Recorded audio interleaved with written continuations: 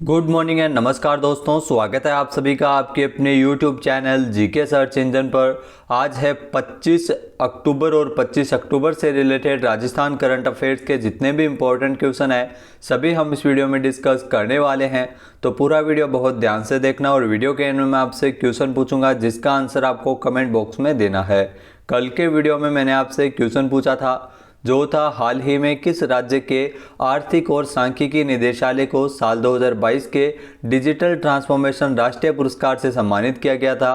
तो राजस्थान को यह पुरस्कार मिला था, यानी कि बी ऑप्शन इसका बिल्कुल सही था। जिन दोस्तों ने बी ऑप्शन कमेंट बॉक्स में सही जवाब दिया था उनको हार्दिक शुभकामनाएं।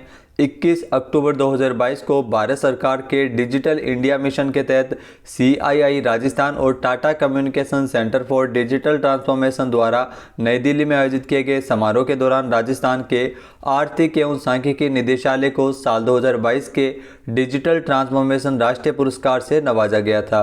राज्य के आर्थिक एवं सांख्यिकी निदेशालय के निदेशक डॉक्टर OP बेरवा ने बताया कि ये पुरस्कार राज्य को पहचान, वेब एवं एंड्रॉयड ऐप के माध्यम से जन्म, मृत्यु, विवाह, MCCT रजिस्ट्रेशन और आशातीत प्रगति के लिए दिया गया है। ये पुरस्कार के लिए 400 से अधिक नॉमिनेशन है वो मिले थे, जिसमें राजस्थान सरकार के आर्थिक एवं सांख्यिकी निदेशालय के इस पहचान, वेब एवं एंड्रॉयड ऐप को एप्लीकेशन को डिजिटल ट्रांसफॉर्मेशन राष्ट्रीय पुरस्कार के लिए चुना गया था। चलिए स्टार्ट करते हैं आज के करंट अफेयर्स। पहला क्वेश्चन है, हाल ही में राजस्थान के किस जिले में ऑपरेशन दिव्य शक्ति नाम से एक अभियान है वो शुरू किया गया है?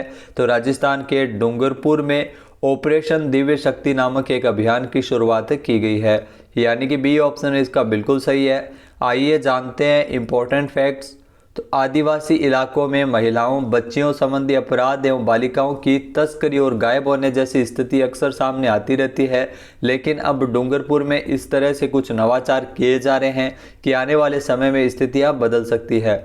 जिले की SP राशि डोगरा ने यहां पर ऑपरेशन दिव्य शक्ति नामक एक अभियान की शुरुआत की है। ऐसा अभियान जिसने मौजूदा प्रशासनिक कार्यक्रम में के साथ जुड़कर महिलाओं के साथ संवाद स्थापित किया गया है और यही संवाद अब पुलिस को अपराधियों और आपराधिक गतिविधियों की सूचनाएं प्राप्त करने में मददगार साबित होगा। आज जो राशि डोगरा का प्रथम चरण में 10,000 महिलाओं को सशक्त बनाकर एक मजबूत सूचना तंत्र विकसित करना है। नेक्स्ट है, हाल ही में राजस्थान के जोधपुर में मारवाड़ महोत्सव का आयोजन कब किया गया था? तो राजस्थान के जोधपुर में मारवाड़ महोत्सव का आयोजन 8 से लेकर 9 अक्टूबर तक किया गया था, यानी कि बी ऑप्शन इस क्वेश्चन का बिल्कुल सही है। आइए जानते हैं इंपॉर्टेंट फैक्ट्स। तो जोधपुर शहर में मारवाड़ महोत्सव मनाया गया है। 8 से लेकर 9 अक्टूबर 2022 तक इसका आयोजन किया गया था राजस्थान के जोधपुर में। मारवाड़ की कला संस्कृति के साथ साथ आयोजन में कैमल टैटू, साफा बांध प्रतियोगिता, मूछ प्रतियोगिता भी आयोजित की गई थी। मारवाड़ उत्सव का आयोजन राजस्थान पर्यटन विभाग और जोधपुर जिला प्रशासन की ओर से किया गया था। मारवाड़ महोत्सव जोधपुर में जो राजस्थान के वीरों की याद में आयोजित एक वार्षिक आयोजन है जो अपने गौरव के लिए लड़े और अपने क्षेत्र को बचाने के लिए भी जो वीरों की याद में मनाते हैं। मांड महोत्सव के रूप में भी इसे मनाया जाता है और यह त्यौहार आश्विन महीने की पूर्णिमा के दिन शरद पूर्णिमा के आसपास होता है। नेक्स्ट है, हाल ही में राजस्थान के किस जिले में स्थित डेजर्ट नेशनल पार्क में मकड़ी की नई प्रजाति की खोज हुई है? तो जैसलमेर में स्थित डेजर्ट नेशनल पार्क में मकड़ी की नई प्रजाति है वो खोजी गई है। आप तस्वीर में देख सकते हैं जैसलमेर में इस मकड़ी की नई प्रजाति की खोज की गई थी। आइए जानते हैं इंपॉर्टेंट फैक्ट्स। तो अक्टूबर माह में डेजर्ट नेशनल पार्क में जैसलमेर में मकड़ी की नई प्रजाति खोजी गई। यह विश्व में मौजूद अन्य मकड़ियों से अलग है। इसे DNP क्षेत्र के ऋषिकेश तथा उनके साथियों ने म्याजलार क्षेत्र से दिसंबर 2018 में ऑब्जर्व किया था। यह मकड़ी एफ्रोफ्लेसिला प्रजाति की है और एफ्रोफ्लेसिला म्याजलार एंसिस नाम इसे दिया गया है और यह विश्व की मकड़ी में जो प्रजाति है वो सबसे अलग प्रजाति की पहचान है वो मिली है।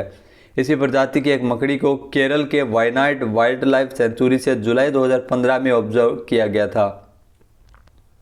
नेक्स्ट है, हाल ही में भारत जोड़ो मार्ग के नाम से जयपुर की दूसरी सबसे बड़ी एलिवेटेड रोड का उद्घाटन मुख्यमंत्री अशोक गहलोत द्वारा 6 अक्टूबर को किया गया था। इस प्रोजेक्ट की कुल लागत कितनी है? तो भारत जोड़ो मार्ग जो जयपुर की दूसरी सबसे एलिवेटेड रोड का उद्घाटन किया गया था, इस प्रोजेक्ट की टोटल लागत 250 करोड़ रुपए है, यानी कि ए ऑप्शन इस क्वेश्चन का बिल्कुल सही है। आइए जानते हैं इंपॉर्टेंट फैक्ट्स। तो राजस्थान के मुख्यमंत्री अशोक गहलोत ने 6 अक्टूबर को जयपुर की दूसरी सबसे बड़ी एलिवेटेड रोड का उद्घाटन किया था। यह शहर की दूसरी सबसे बड़ी एलिवेटेड रोड है जिसका नाम भारत जोड़ो यात्रा से प्रेरित होकर भारत जोड़ो मार्ग है वो इसका नाम है वो रखा गया है। इस एलिवेटेड रोड प्रोजेक्ट की टोटल लागत 250 करोड़ रुपये है। जयपुर में अंबेडकर सर्किल से सोडाला तिराहे तक बनी इस नई एलिवेटेड रोड का नाम भारत जोड़ो मार्ग के नाम पर रखा गया और 250 करोड़ रुपये इसकी लागत है। इस एलिवेटेड रोड से अजमेर रोड, वैशाली नगर, पृथ्वीराज नगर, उत्तर में बसी सैकड़ों कॉलोनियों में रहने वाले हजारों लोगों की राह है वो सुगम हो जाएगी। नेक्स्ट है, हाल ही में जोधपुर में स्वदेशी अटैक हेलीकॉप्टर प्रचंड एयरफोर्स में शामिल किया गया है। इसकी पहली स्क्वाड्रन को क्या नाम दिया गया है? तो आपको बता दें इसकी जो पहली स्क्वाड्रन है इसे धनुष नाम दिया गया है, यानी कि बी ऑप्शन इसका बिल्कुल सही है। आइए जानते हैं इंपॉर्टेंट फैक्ट्स। तो जोधपुर में स्वदेशी अटैक हेलीकॉप्टर प्रचंड है जिसे एयरफोर्स में शामिल किया गया, भारतीय एयरफोर्स में शामिल किया गया है। रक्षा मंत्री राजनाथ सिंह की उपस्थिति में 3 अक्टूबर 2022 को स्वदेशी रूप से ये विकसित लाइट कॉम्बैक्ट हेलीकॉप्टर LCH के पहले बैच को प्रचंड नाम दिया गया था। जी हाँ, भारतीय वायुसेना को अपने 90वें वर्ष में अपनी जमीनी एवं पहाड़ी लड़ाई के सबसे घातक स्वदेशी लाइट कॉम्बैट हेलीकॉप्टर प्रचंड है वो मिला है, भारतीय वायुसेना को समर्पित किया गया है। इस स्वदेशी LCH ड्रोन को प्रचंड नाम दिया गया जबकि पहली स्क्वाड्रन को इसे धनुष नाम दिया गया है। हल्के लड़ाकू हेलीकॉप्टर में 2 लोगों के बैठने की व्यवस्था है और इसका जो वजन करीब 5800 किलोग्राम है। 17 mm का ये मिसाइल ले जाने में क्षमता है इसकी और लाइट कॉम्बैक्ट हेलीकॉप्टर की जो मैक्सिमम स्पीड है वो करीब 268 किलोमीटर प्रति घंटा है और इसकी रेंज भी करीब 550 किलोमीटर है। नेक्स्ट है, हाल ही में सुरक्षा और सतर्कता को प्राथमिकता में रखते हुए राजस्थान में कितने जिलों में कमांड एंड कंट्रोल सेंटर स्थापित किए गए हैं? तो राजस्थान के सभी 33 जिलों में कमांड एंड कंट्रोल सेंटर की स्थापना की गई है, यानी कि सी ऑप्शन इसका बिल्कुल सही है। आइए जानते हैं इंपॉर्टेंट फैक्ट्स। तो सुरक्षा और सतर्कता को प्राथमिकता रखते हुए राजस्थान में सभी जिलों में कमांड एंड कंट्रोल सेंटर स्थापित किए गए हैं। मार्च 2017 में जयपुर पुलिस कमिश्नरेट में अभय कमांड सेंटर की स्थापना की गई थी जिसका मुख्य उद्देश्य CCTV कैमरों के माध्यम से निगरानी रख के शहर में बढ़ रहे अपराधों की पूर्णतः अपराध को खत्म करना था। नेक्स्ट है, हाल ही में स्थायी कुल विकलांग सरकारी सेवकों के आश्रितों की राजस्थान प्रतिपूरक नियुक्ति नियम 2022 के प्रस्ताव को मंजूरी किसके द्वारा प्रदान की गई है? तो इस प्रस्ताव को CM अशोक गहलोत ने मंजूर किया है, यानी कि ए ऑप्शन इसका बिल्कुल सही है। आइए जानते हैं इंपॉर्टेंट फैक्ट्स। तो राजस्थान में यदि कोई भी सरकारी कर्मचारी पूरी तरह से विकलांग है या काम करने में असमर्थ है और स्वैच्छिक सेवानिवृत्ति लेता है तो उसके आश्रितों को अनुकंपा नियुक्ति भी मिल सकेगी। तो CM अशोक गहलोत ने इस प्रस्ताव को प्रशासनिक मंजूरी प्रदान की है। कार्मिक विभाग ने इस विज्ञापन की कार्यान्वयन के लिए स्थायी कुल विकलांग सरकारी सेवकों के आश्रितों की राजस्थान प्रतिपूरक नियुक्ति नियम 2022 से वो तैयार किया है। बजट 2022-23 में राजस्थान में इस तरह की नियुक्ति की घोषणा भी की गई थी। नेक्स्ट है, हाल ही में राजस्थान में पर्यटन इकाई नीति 2015 की कार्यशील अवधि को कितने वर्ष तक बढ़ाया गया है? तो राजस्थान में पर्यटन इकाई नीति 2015 की जो कार्यशील अवधि है जिसे 2 वर्ष तक बढ़ा दिया है, यानी कि ए ऑप्शन इसका बिल्कुल सही है। आइए जानते हैं इंपॉर्टेंट फैक्ट्स। तो पर्यटन नीति को लेकर राज्य सरकार ने एक महत्वपूर्ण फैसला लिया है जिसमें पर्यटन इकाई नीति 2015 की कार्यशील अवधि है वो 2 वर्ष तक बढ़ाया गया है। एंटाइटलमेंट सर्टिफिकेट की ऑनलाइन प्रक्रिया इसमें शुरू होगी और राजस्थान डोमेस्टिक ट्रेवल मार्ट के तहत प्रदेश के विभिन्न शहरों में रोड शो का भी आयोजन किया जाएगा। नेक्स्ट है, हाल ही में भारत सरकार ने जो केंद्र सरकार के पेंशन भोगियों के लिए कौन सा एकीकृत पेंशन भोगी पोर्टल लॉन्च किया है? तो आपको बता दें कि भविष्य नामक इस पोर्टल को लॉन्च किया गया है केंद्र सरकार के द्वारा पेंशन भोगियों के लिए, यानी कि सी ऑप्शन इसका बिल्कुल सही है। आइए जानते हैं इंपॉर्टेंट फैक्ट्स। तो भारत सरकार के द्वारा पेंशन भोगियों के लिए भविष्य नाम से एक एकीकृत पेंशन भोगी पोर्टल है वो लॉन्च किया गया है। ये पोर्टल पेंशन भोगियों की जो सभी ज़रूरतों के लिए नॉन स्टैम्प समाधान के रूप में कार्य करेगा। सरकार के अनुसार भविष्य पेंशन भुगतान और ट्रैकिंग प्रणाली के लिए एक पोर्टल जो SBI के पेंशन सेवा पोर्टल के साथ एकीकृत है वो किया जा रहा है।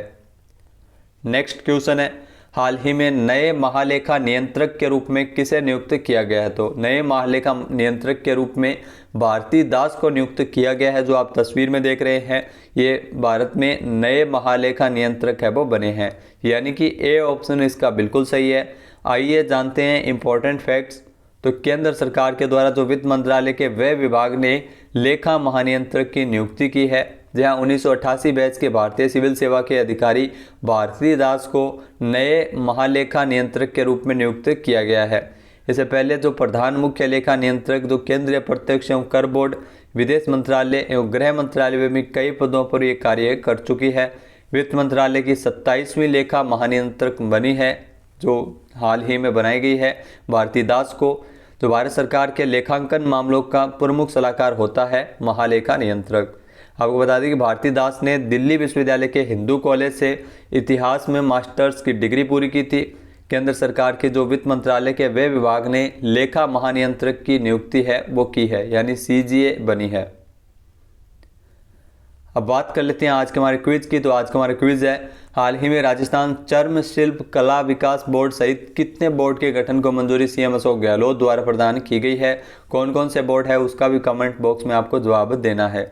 एक बार फिर से सुनिएगा, राजस्थान चर्म शिल्प कला विकास बोर्ड सहित कितने बोर्ड के गठन को मंजूरी CM अशोक गहलोत द्वारा प्रदान की गई है? इसका सही आंसर आपको कमेंट बॉक्स में देना है। और अगर ये वीडियो आपको पसंद आए तो इसे लाइक और शेयर करना बिल्कुल ना भूलिएगा। चैनल पर नए हैं, सब्सक्राइब नहीं किया है तो अभी सब्सक्राइब बटन पर क्लिक करें। इस वीडियो की जो PDF फाइल है वो आप वीडियो के डिस्क्रिप्शन बॉक्स से डाउनलोड कर सकते हैं और इस क्वेश्चन का आंसर आप वोट करके भी कर सकते हैं। वीडियो देखने के लिए धन्यवाद। जय हिंद, जय भारत, जय राजस्थान।